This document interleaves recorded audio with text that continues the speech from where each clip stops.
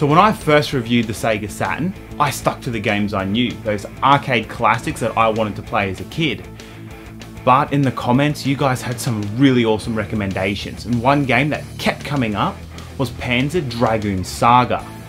Now, it's not an easy game to get your hands on, but I'm going to experience it on the Sega Saturn for this review for 25 bucks.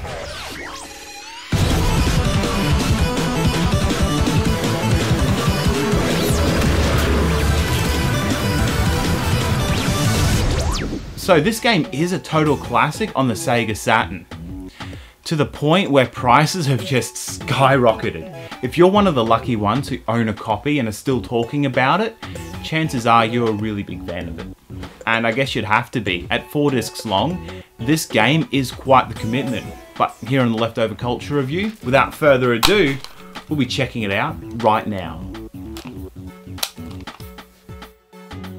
Panzer Dragoon Saga is always going to have a special place on the Sega Saturn as one of the most ambitious, unique, and truly captivating titles on the platform. Just to see the game running, the cutscenes, how uplifting the cinematic soundtrack is, you get to experience the dragon fights, explore the towns, tunnels, and obviously, the skies. This has got to be one of the most fleshed out adventures on the Sega Saturn. All that for 25 bucks, and that's just the eBay buy it now price. Of course, it is just the demo, but I knew exactly what I was getting into. I was getting the chance to experience Panzer Dragoon Saga in English on the original hardware. For me, that was worth it. Not many people can say that. And this isn't the demo in the traditional sense. It's literally the first disc of the game, and nothing has been limited. All the fighting, cutscenes, and chances to save your game are still here. The complete game is so price prohibitive, emulation has emerged as one of the only ways to play the full story. Importing isn't really the only other option, but that's got its own challenges. And look, I'm fine with emulation. This is a great example where a game that would otherwise be unplayable has been made accessible. The game won't be released virtually, and if there's ever a remake planned, the game has made a lot more fans thanks to emulation.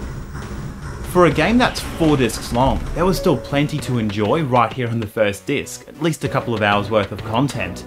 As great as emulation is at keeping some of these games alive, the chance to play and experience it on the original hardware was totally worth it for me. So the game itself is really ambitious, blending a lot of cutscenes with the on-foot adventure sections, and the turn-based fighting that takes place mid-air. But it really starts to show some cracks in the Sega Saturn, and some of its limitations, especially when you consider what the PlayStation was doing with Final Fantasy VII the year before.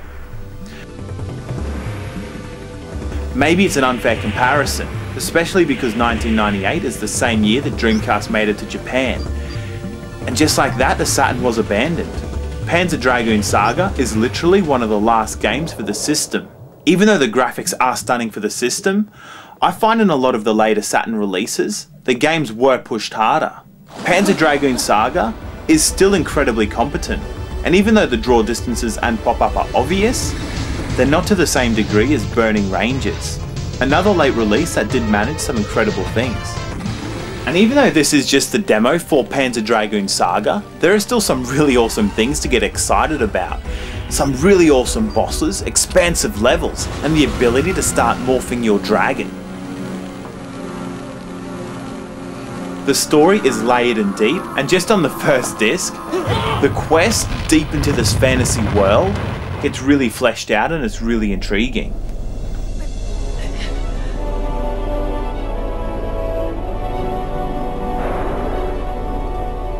It might be an unpopular opinion, but I can't help but feel that Panzer Dragoon Zwei catered a lot better to the Saturn's capabilities, and probably to my personal taste as well. It's an on-rail shooter, but I felt like it did everything a little bit better, hiding the seams while delivering an action-packed adventure.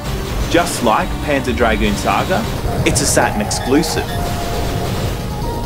It looks great on the system, and I found the balance between story and action a lot more in my favour. And yeah, I guess that's the reason why I'm reviewing a demo disc of Panzer Dragoon Saga, instead of emulating, playing and reviewing the full game. I don't think I could give it justice here on the show. It's just not where my focus is. But Saga was a really awesome experience, and it's done some really amazing things on the Sega Saturn, both in a technical way, but probably on a larger scale, it's helped keep the interest in the system alive. And ever since I saw that first Panzer Dragoon game, I knew that I was going to own a Saturn. It was never a question of when I was going to add it to my retro video game collection. It was more a question of when could I afford the system. So for Panzer Dragoon Saga, this is a game I can't imagine ever getting off the Sega Saturn. There's been no ports or re-releases, and legend goes, the original source code has been lost.